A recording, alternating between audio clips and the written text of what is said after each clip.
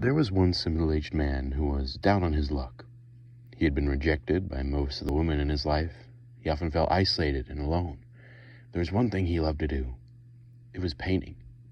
He was skilled with a brush, often favoring watercolor, even if he didn't always get the recognition he deserved. He'd even tried to let other artists live with him, so he could kindle a friendship or learn from their styles, but it didn't end well. Once, this painter's brother, Theo, invited a man named Paul to the painter's house.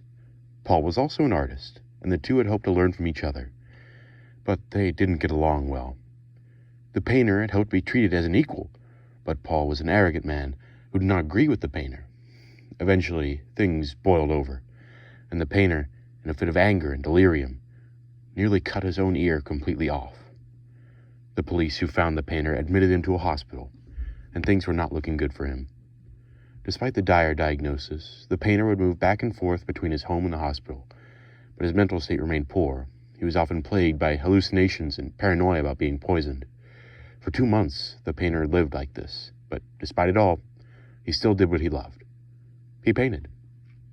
He painted the doctor who treated him, the courtyard of the hospital he was in. He even painted himself, with a bandage over his head, from the cut of his ear. After those 2 months, the painter thought it best to move into an asylum, the St. Paul Asylum, and it was there that he still painted. He looked out of the barred window of his room and painted the starry night sky. He planted trees and envisioned what it would be like to see them grown, so he painted that. After a while in St. Paul's, the poor painter suffered from another mental break, which he could barely write.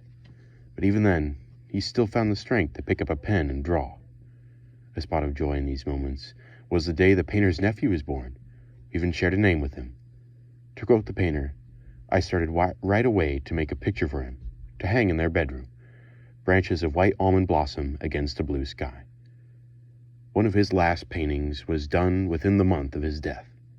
It is a melancholy work, empty, yet beautiful. A landscape of a field with birds flying above.